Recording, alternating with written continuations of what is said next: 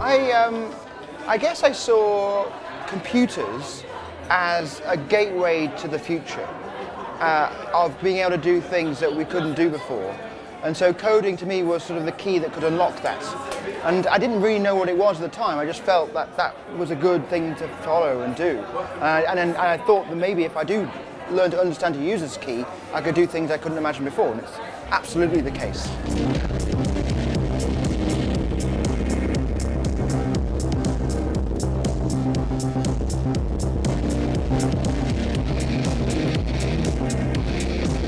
So in the 50s, there's a guy who took it was a point where computers, only one city would have one computer, you know, and they were very expensive and only for doing certain kinds of financial calculations or calculations for the city.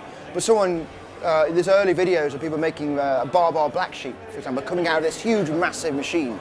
And so I think people were just intrigued about the creative potential of these tools. And even Ada Lovelace talked about music out of these machines that she was working on with Babbage. So I think that the idea of music and code has never really been separate. They've always been together.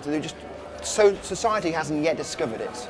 And so it's just really about trying to make it in a way that society can see and perceive and ideally do it themselves.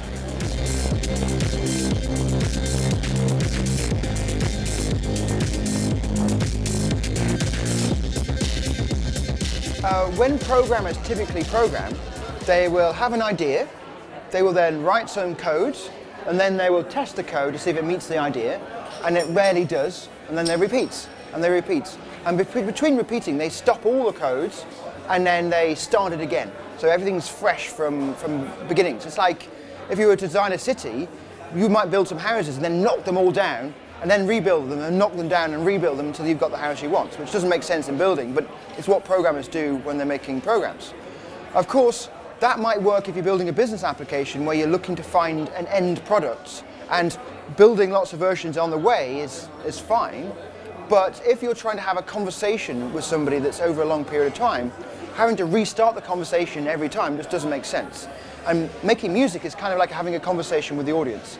And so having a system that has to stop all the time doesn't make sense. So having a system that's running, and whilst it's running you can change it, allows you to keep the music flowing and to keep the programming going. And it's not just applicable just to music, you can use it for any kind of thing where you want a long interaction with a computer.